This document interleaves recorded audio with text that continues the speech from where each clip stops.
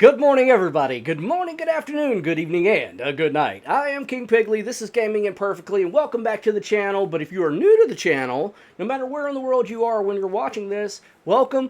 I am King Pigley, and I hope you like what you see. Guys, I have a crazy story for you today. I know I have lots of crazy stories on this channel. All you gotta do is go check out my other videos if you don't believe that, because they are some weird ones. But this one, top tier right here. This is the top tiered weirdo-ness. So stick around because this story is going to leave you scratching your head.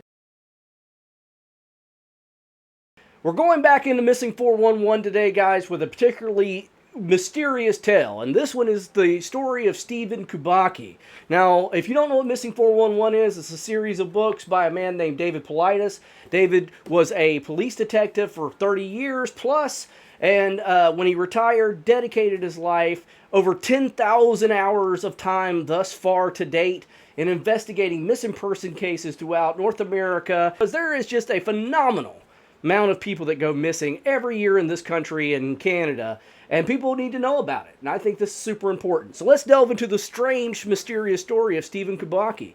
Stephen Kubacki, back in 1978, was a young man going to college in his early 20s. I think he was 24 years old at the time. And had the world was his oyster. He loved the outdoors. He was a go-getter kind of guy. And he was going to college. At the time, I do believe he was studying in history and German. He was majoring in history and the language, German. And he was, just in all accounts, a really good guy. Everybody that knew Stephen said he was outgoing and friendly. He had no enemies that anybody knew of. And he was enjoying school. He's a super smart fellow.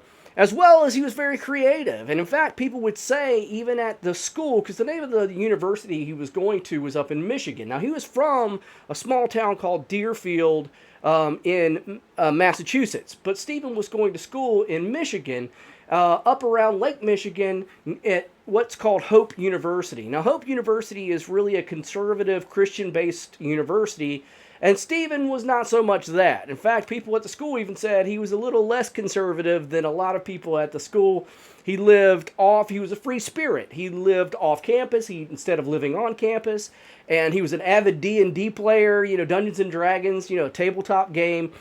And again, he loved going outdoors. He loved to ski. He loved to backpack. In fact, he went on hiking expeditions. He went over to Europe and hiked and climbed mountains there. He was into rock climbing. He did all kinds of things and loved the outdoors. So when Stephen told his family, hey guys, I'm going to go on a solo cross-country hiking trip by myself. I'll be back in a day or two around Lake Michigan. Nobody seemed to think it was odd. It was just actually par for the course with Stephen that he was going to go for this solo trek across country. So Stephen went. Well, a couple of days later, Stephen hadn't come back yet. And some snowmobilers, who, unbeknownst to them who Stephen Kubacki was, and if he was even out there, were snowmobiling in the backcountry around Lake Michigan. Now, Lake Michigan is a huge lake. Guys, if you don't know, it's one of the largest bodies of water, fresh bodies of water in the world. And it is a massive, massive body of water. And Stephen, going around this lake, and unbeknownst to these snowmobilers, when they stumble across a ski trail, leading directly up to Lake Michigan, and not too far from the water. And then they just stop.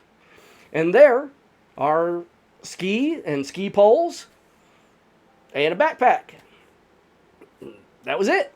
No trails leading away, no nothing. Just ski poles, skis, and a backpack sitting right there by the lake. So they thought that was a little odd. And they were like, huh. So at the same time, unbeknownst to these snowmobilers, Stephen's family had contacted authorities to let them know that they had not heard from Stephen Kubacki.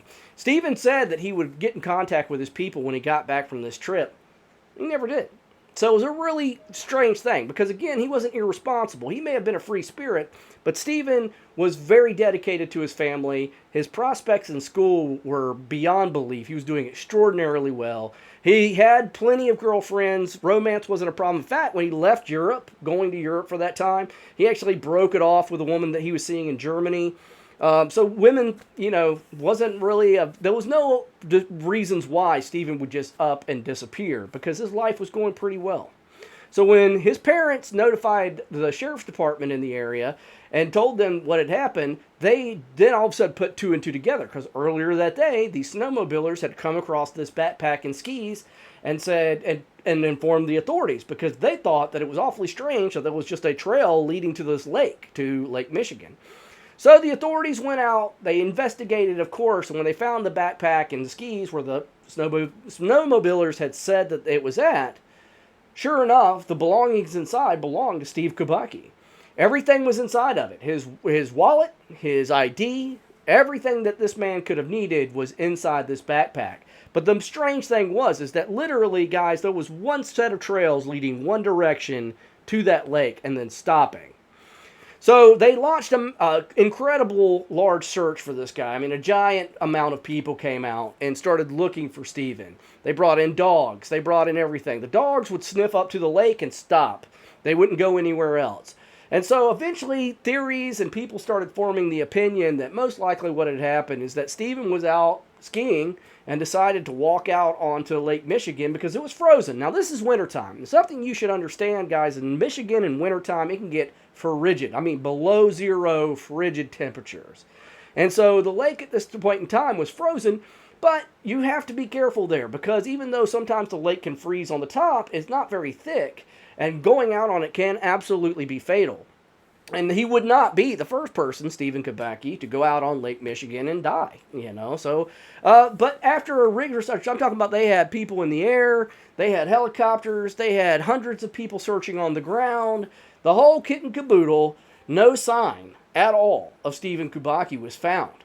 So they just kind of, chalked it up to the fact that Stephen, unfortunately, was deceased because he walked out on this lake and fell through the ice, and of course, being out in the middle of nowhere, he had fallen through. Now, it should be mentioned that this happened near the Michigan Triangle. Now, there's triangles all over the place. The most well-known being the Bermuda Triangle. And as I've often said, the most evil of shapes, the triangle, is out to get us. We should all be very fearful of shit. In fact, I challenge you all watching this video right now, look around your living room, see if you can find a triangle sitting somewhere. You won't. Most of you don't have triangles in your house. They're all squares, safe shapes, like circles, ovals, squares, rectangles.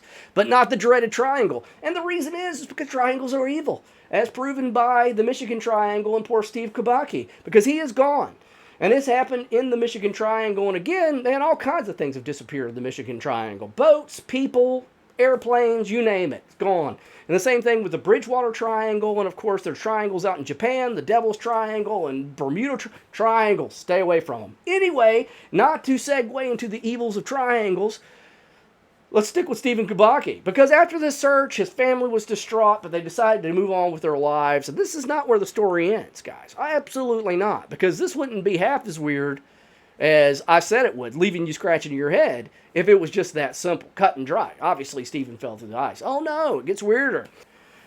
15 months later, sitting in his home, Steve's father, reading his newspaper, suddenly hears the doorbell ring. He gets up to go see who's at the door, and he opens it up. Who is it? Stephen Kubacki. His son, long dead, rose from the grave. It shocked the man, and he was just like, what? What's going on? Stephen comes inside the house, sits down with his dad, then proceeds to tell him what he remembers, and it's not much. Unfortunately, Stephen remembers just actually now, waking up not long ago in a field in Pittsfield, Massachusetts, which was about an hour's drive away from Deerfield, Massachusetts.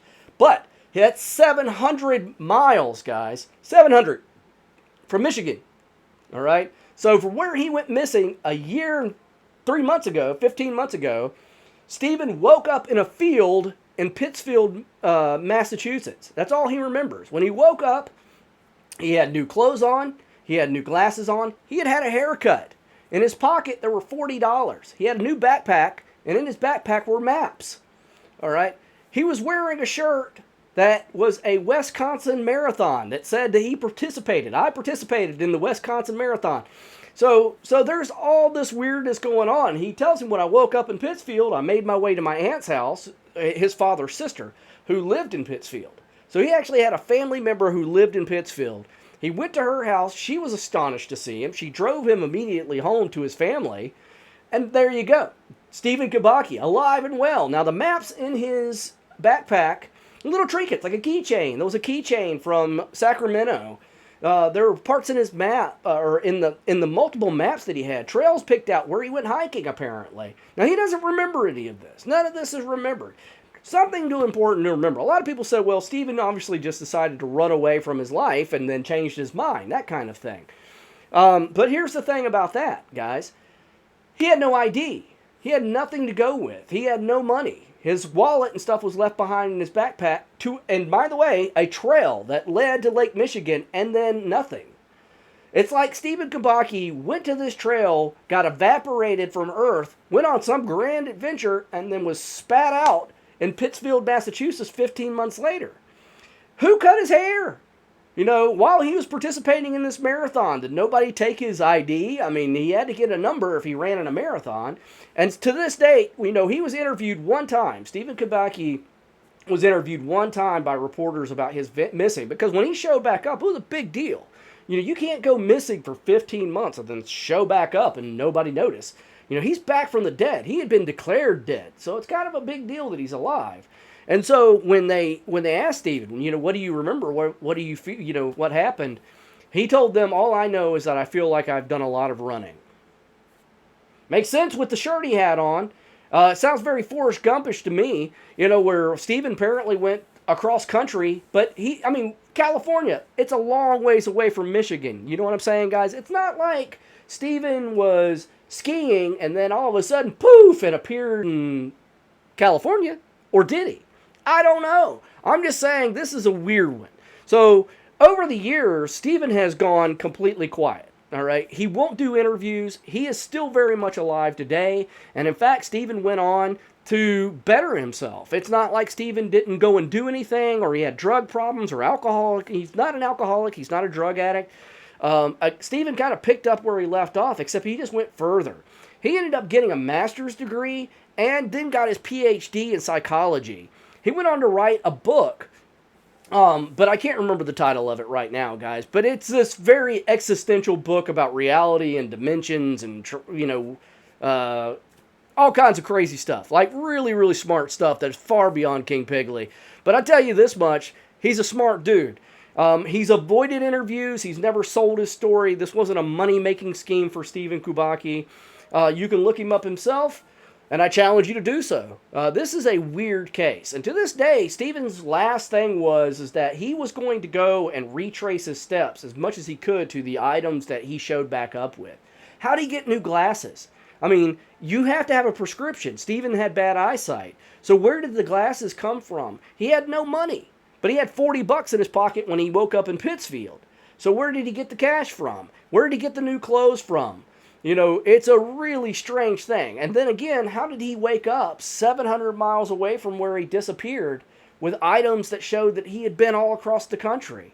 It is a true head scratcher. I'd love to hear your opinion on what you think happened to Steve Kubacki. Again, if you know, he's out of the limelight. So you can ask him. You can even, he's got a Twitter account. You're certainly welcome to go and private message Stephen Kubacki to see if you can get the answers from the guy. But I don't think he's going to tell us anything. That's it for King Pigley today, guys. Thank you so much for being here. I truly hope you've enjoyed this video. And if you have, hit that like button. It lets me know that you're enjoying the content. It certainly helps me out. And also, if you're new to the channel and you've been here this long, I hope you'll consider subscribing. Keep coming back and hanging out with me. But whether you are a new subscriber or old subscriber, guys, hit that bell. Get the notifications so you don't miss out on the next dark and strange, macabre, true stories that I'm bringing now to the channel. Because you don't want to miss out on that. You'll be like, why did I miss out on that? That's not what anybody says. Nobody says this. I have delusions of grandeur. Anyway, King Pigley's out of here, guys. Thank you so much for being here and supporting the channel. And I will see you guys in the next video.